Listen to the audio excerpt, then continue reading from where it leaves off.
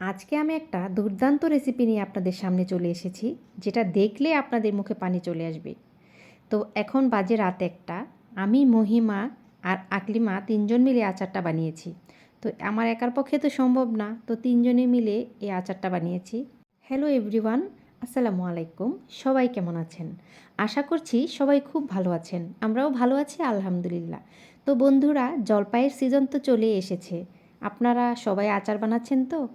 আর যারা অনেক আলসেমি করেন, মানে আচার বানাতে চান না, আচারের জন্য মানে অনেক ঝামেলা হয়, তারা আমার এই আজকের রেসিপিটা ফলো করতে পারেন।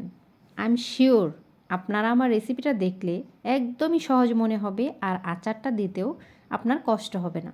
আমার বাসার সবাই আচার খেতে খুব পছন্দ করে। আমি নিজেও খুবই পছন্দ করি। যেদিন আমাদের বাসায় খিচুড়ি রান্না হয়, সেদিন মানে আচার কোথায় আছে সেটার একদম খোঁজাখুঁজি শুরু হয়ে যায়, যে আচার আদৌ কি আছে কি না। তো আমি অনেক বেশি করে আচার বানাই। আপনারা হয়তো আমার গত ভিডিওতে দেখেছেন, আমি অনেকগুলো আমের আচার বানিয়েছিলাম, সবগুলোই শেষ।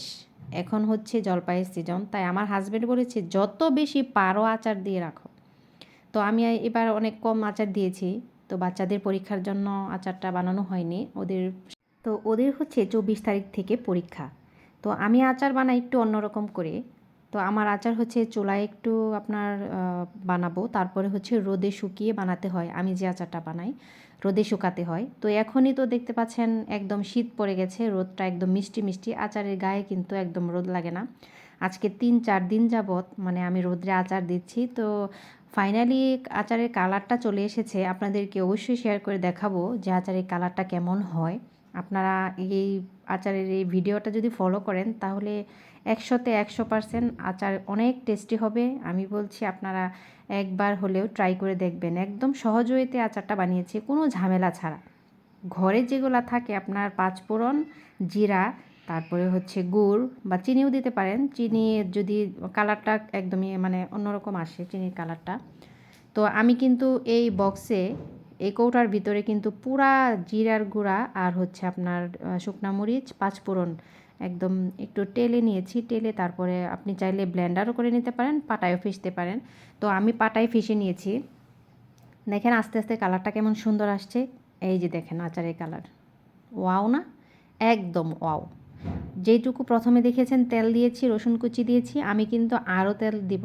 সেটা হচ্ছে রোদে শুকানো, যখন শুকাবো তখন। তো এখন আমার আচারটা কিন্তু প্রায় কমপ্লিট। এখন আমি একটা ট্রের ভিতরে ঢেলে নিয়েছি। তো ঢালার পরে এটা আমি রোদে শুকাবো। তো রাতে যেহেতু আচারটা দিয়েছি, সকালে ঘুম থেকে উঠেই ছাদে নিয়ে চলে গেলাম। তো এই যে দেখতে পাচ্ছেন আমি তেল অ্যাড করেছি, সরিষার তেল, কাঁচা সরিষার তেলটাই দিয়েছি।